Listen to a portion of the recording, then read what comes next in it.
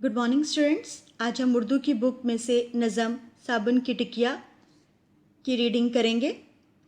आप लोगों ने इसको ज़ुबानी याद करना है और इसके मुश्किल अल्फाज जो हैं वो इमला के तौर पर याद करेंगे।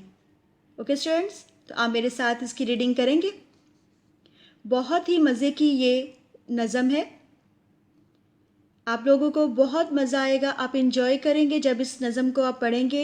ये एक बच्चे के बारे में है जिसका नाम मुन्नू है, जो कि साबुन से बहुत डरता है। ठीक है, जब उसे साबुन लगाया जाता है तो वो कभी रोता है, कभी कुर्सी पे चढ़ जाता है। कब तो जो शायर है वो कहते हैं इसको पकड़ो और इसको साबुन लगाओ। तो वो साबुन की इसमें इसकी तारीफ़ भी बयान की है कि वो साबुन इतना अच्छा होता है, इसकी झाग बनती है तो वो ऐसे लगता है जैसे कितनी कि वो बड़ी है। ठीक है स्टूडेंट्स, चलो हम इसकी रीडिंग करते हैं। साबुन की टिकिया नन्ही सी बटिया, पानी में छप छप करती है गपशप।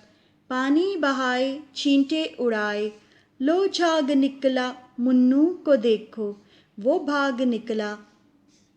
जब मुँह धुलाए साबुन लगाए, मुन्नू अकेला सबको नचाए। लाते चलाए धम धम धमाधम, आंसू बहाए छम छम छमाछम। मुन्नू खड़ा है कुर्सी के ऊपर, साबुन के डर से करता है थर थर। मुन्नू को पकड़ो बाजू में जकड़ो, नलके पे लाओ टब में बैठाओ।